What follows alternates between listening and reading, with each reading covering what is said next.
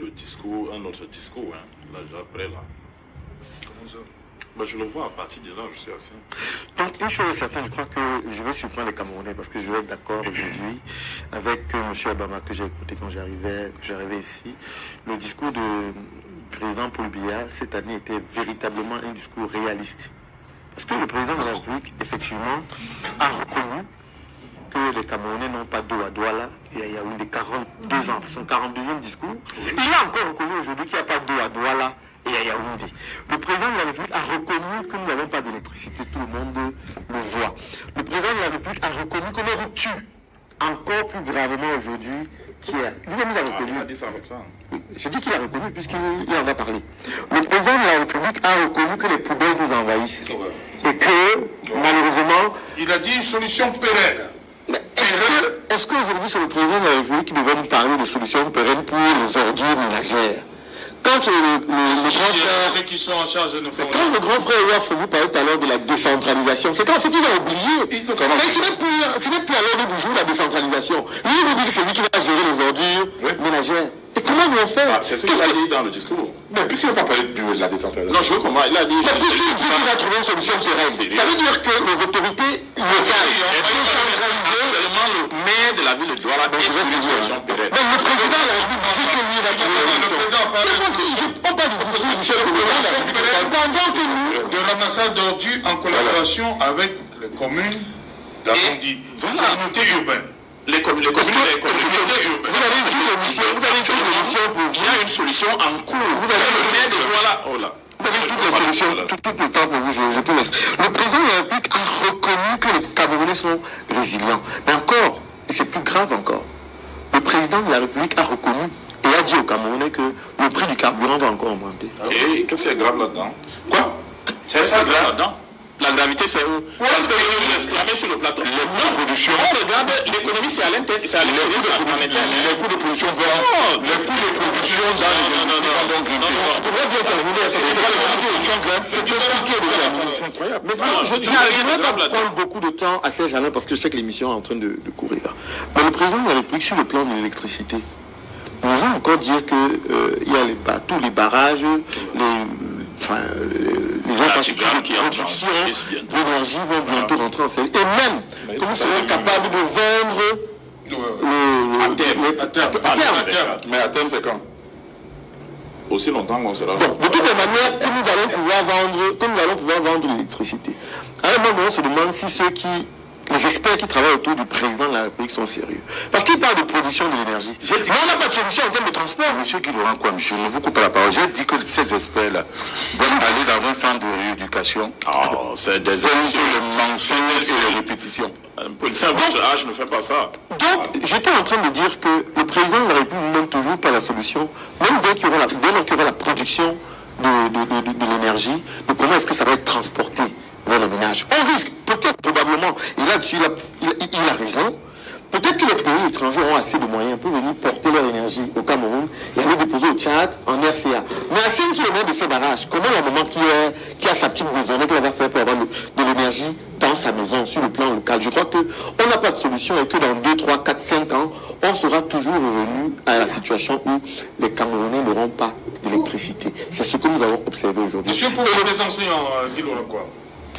J'avoue que j'ai entendu les chiffres dans le discours du président de la République, 172, 102 milliards.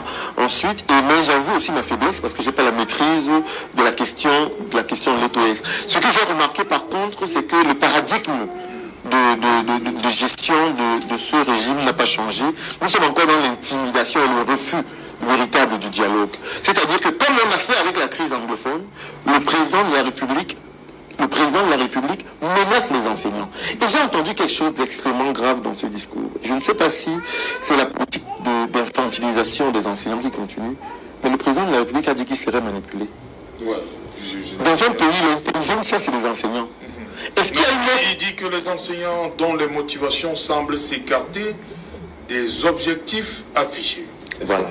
Donc, est-ce qu'il y a une autre intelligence au-dessus des enseignants pour qu'ils ne puissent pas poser leurs véritables problèmes et en cacher d'autres? Non, je crois qu'à un moment donné, il faudrait que l'on pense sérieusement, comme le président Paul Biya qui a des problèmes partout, mais que la solution va être trouvée ensemble. La crise anglophone nous a montré qu'il fallait un grand grand dialogue national inclusif, où on allait inclure les différents acteurs de la société et les différentes problématiques, les problèmes, pour les régler ensemble. Mais ce dialogue inclusif n'arrive toujours pas. Les enseignants, de leur côté, ils appellent, vous êtes enseignant, monsieur Abama. On appelle. Pour le concéder, hein. Ben si, on n'a jamais discuté de votre qualité d'enseignant. On appelle aussi à un grand dialogue. Oui, c'est-à-dire que je ne sais pas, ils ont utilisé un terme technique des enseignants en parlant des états généraux. Non, un dialogue constructif. Oui, mais je parle des enseignants eux-mêmes qui ont parlé des états généraux de l'éducation. Mais nous, sur le plan global, nous parlons du grand dialogue inclusif que nous appelons de tous nos voeux. Le grand frère Wafo, en fait, dit que le système a échoué et qu'il faut absolument tout balayer et recommencer. Et mais c'est vrai. Il faudrait que nous retournions à un pouvoir constituant originaire pour que les Camerounais s'asseyent ensemble et trouvent originaire. C'est comme ça que ça se dit. Pour que les Camerounais trouvent ensemble une solution définitive à tous les problèmes que nous avons. Parce qu'en réalité, je vais chuter par là, Serge Alain Retour. En réalité, nous sommes mal partis. Quand nous écoutons depuis plusieurs années les intervenants comme Yves Abamadior DPC, qui arrivent ici tout le temps, et qui, pour justifier le fait qu'on n'arrive pas à trouver des solutions à nos problèmes, à réaliser nos projets, on nous parle des événements inattendus, des chocs extérieurs. Mais en réalité, gouverner, c'est prévoir. Si un État comme le Cameroun ne peut pas prévoir qu'on pourrait avoir un choc extérieur, et que pendant les années de grâce, nous, ce qu'on a appris dans la théorie du grenier, c'est que pendant que tu récoltes, tu vas garder pour les années où il y aura la sécheresse, où il y aura des difficultés. Mais le Cameroun ne nous dit jamais quand est-ce qu'il fait du grenier. Okay. On ne fait jamais du grenier, mais à chaque fois on a des prétextes pour dire pourquoi on n'a pas fait tel ou tel projet, et ce n'est pas acceptable. Merci, Guido Lancombe. Et le Gambi va prendre... Et puis moi, je serais... Permettez. Il y a beaucoup de choses dans le discours président. Maître Achille, le président annonce la réhabilitation, on va dire comme ça, de l'accès à Bafoussa. Ça peut quand même faire sourire, non? Pour vous qui empruntez cet axe. Council gave him in 2018. We are somehow responsible for the kind of the president we have.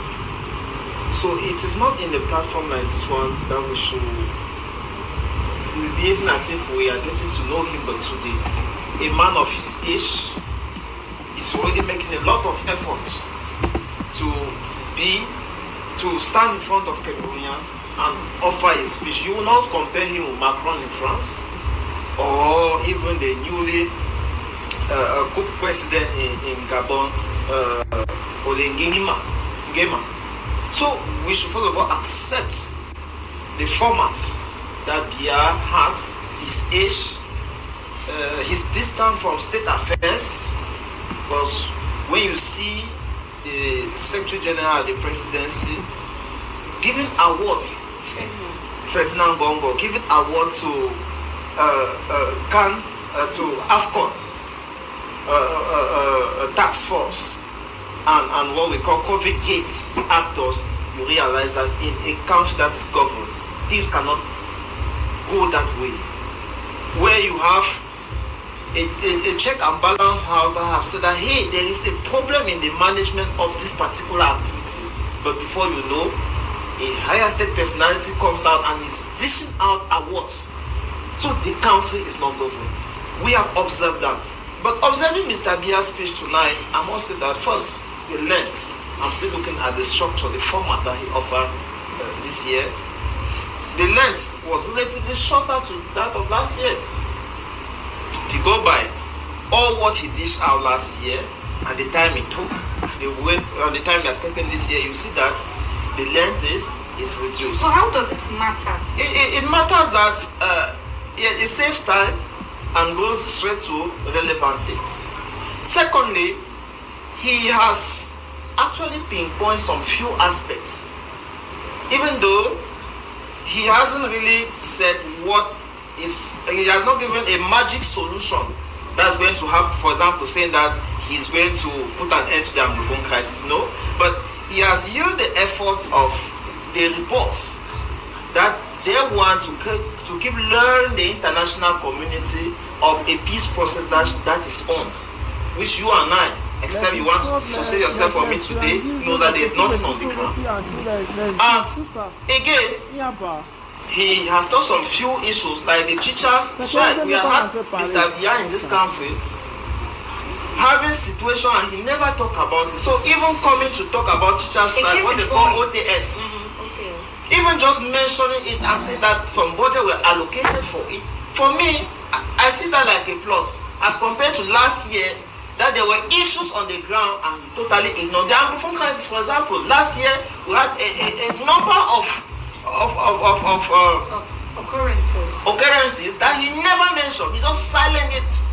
So but this year, time around, he has made a choice to vote. So those are things that we should be able to. But do you think that looking up to appreciate? On the flip side of things, he mentioned monthly 2 months after the gory incident had happened. Do you still think that there is a space for criticism, a leeway for criticism?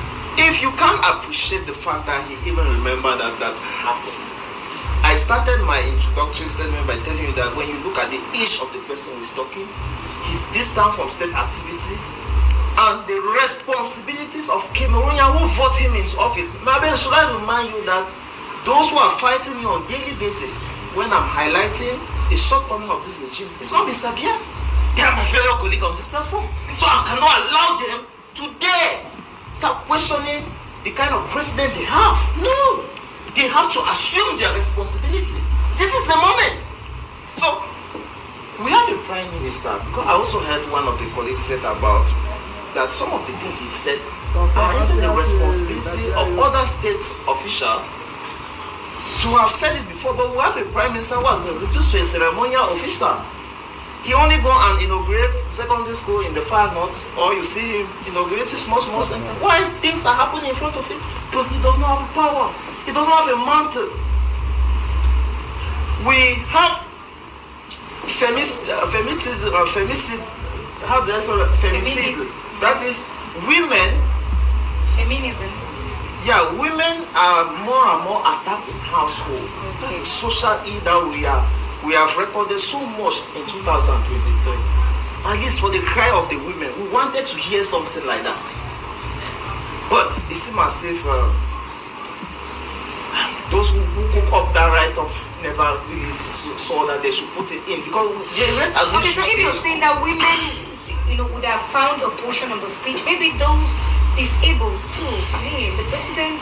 Do you think the president? No, the social aspect of his speech was totally silent, and that human touch at the point where Cameroonians are facing so many things at a time.